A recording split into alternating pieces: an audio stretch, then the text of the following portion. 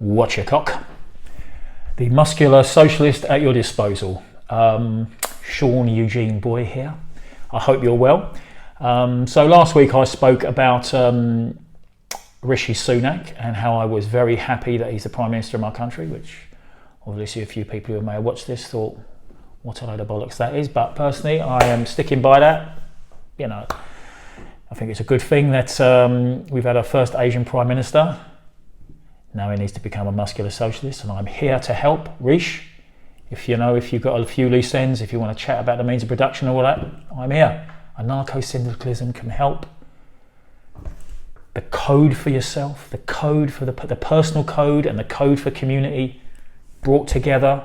Tressel, Marcus Aurelius, Marx and Jordan Peterson. Oh, I love saying that.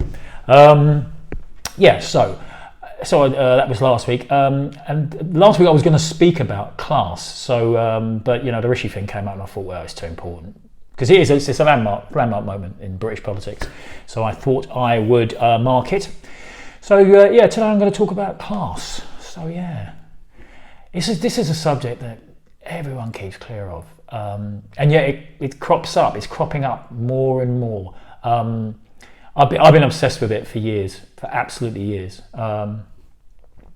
Anyone who knows me, oh yeah, man, he never shuts up about fucking class. And it's really funny is that people from my own backgrounds, they go, oh, we can't about, that's what used to happen. We don't do that anymore. This whole idea that, that was a 50s thing where all the working class were dressed in blue and, all the middle class were like the good life, they came home at 5:10 every day and poured a nice whiskey from their decanter and, talked to their wife called Barbara or something. But no, as I said before, when the sun turns into a red dwarf, we still will not have solved this problem because this is how human beings do it. And having lived for a fair few years on this earth, it's more apparent to me than ever. So what is it, class? For a start, am I working class? Well, I started off as working class. Too right, son, I was, absolutely. I'm very proud of it. But I've done okay for myself. In one of my videos, I'm going to show you around my house to show you how fucking middle class I've become. I haven't got a Le Creuset frying pan, but I've got something close. And, I've got all the trappings there. I've got, that little blender, that NutriBullet, got one of them. And I've even got those little coffee cups, that you've got for the that coffee. Anyway, as far as I'm concerned, I'm middle class now, which is because the way I look at class is like a motor car. Like if you've got a motor, you need that car to be fast enough to get you out of trouble. So let's suppose someone's trying to cut you up on the inside or whatever. You need your car fast enough to get out of trouble and get you places. So I think if you've got a good car, that's like class. And it's about what you're doing right now, right? So I was really working class, and I had a very, right up to a particular point in my life, I would have said, yeah, absolutely. My income, my status, where I lived, the people who I was surrounded by, very, very working class. I was, proper spaghetti oops on toast, Arctic roll, working class geezer. But then I did well for myself. I won't tell you what I was involved in. We have to keep a few secrets, don't we? But yeah, and this is a big issue with people because I've got mates of mine who are fucking loaded, and and they came from an estate and whatever, and they're still like, oh, I'm proper working class. I said, mate, you live in a fucking mansion. You're about as working class as Benedict Cumberbatch, you fucking bellend. You know what I mean? And they get really pissed off. Yeah, I'm working class.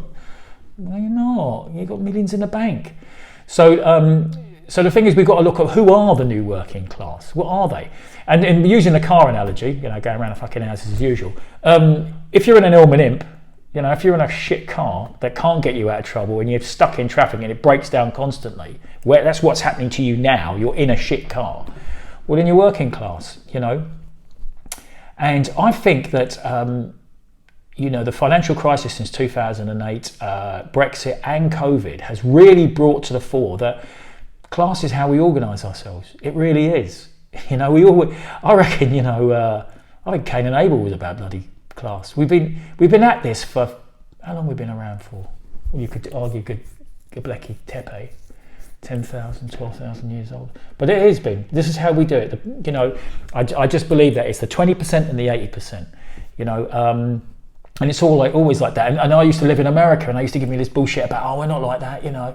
We don't have class. It's a total meritocracy. And of course, you know, I'm in New York, and there's like, you know, and even I could see back in the 80s and the 90s, there's a coastal elite there. The way they spoke about people from the South, you know, it was like a horror movie.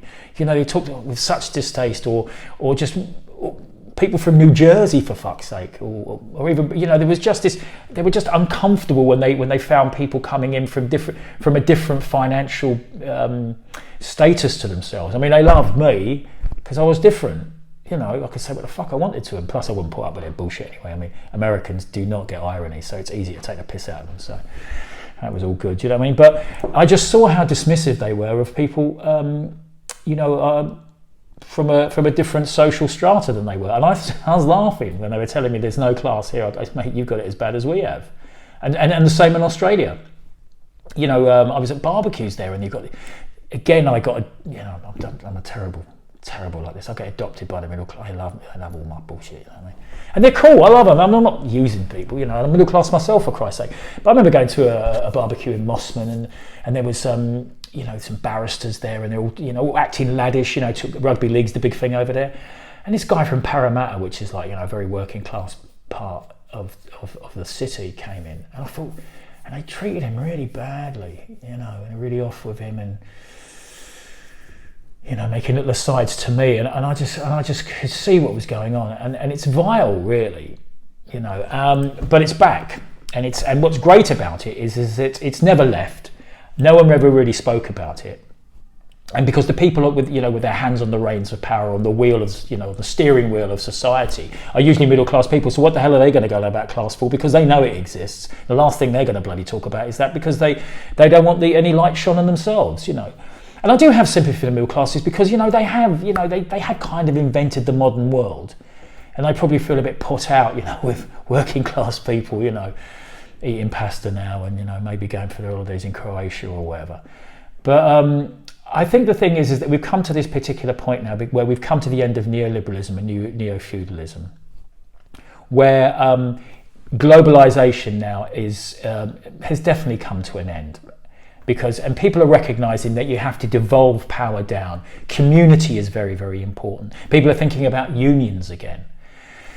You know, and I think that class now is going to be, you know, a very, very big dividing line, and so it should be. It's one of the great things, I think, about left-wing politics, is if you can split it down those lines. You know, I was in the Socialist Workers' Party and stuff like that, you know, and one of the things I could never get used to was the fact that they would say, well, a barrister is exactly like I can't go about barristers, but let's say anyone who earns. So like today it would be someone who's a programmer is exactly the same as a brickie. Well, they're not.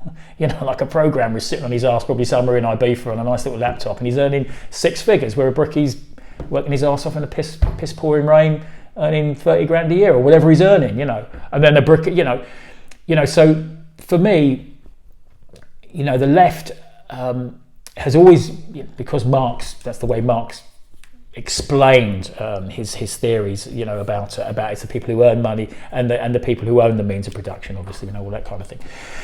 That he kind of muddied the water a little bit, and I think at the moment we need to have a bit more clarity about class, and we need to and just be happy with it, you know.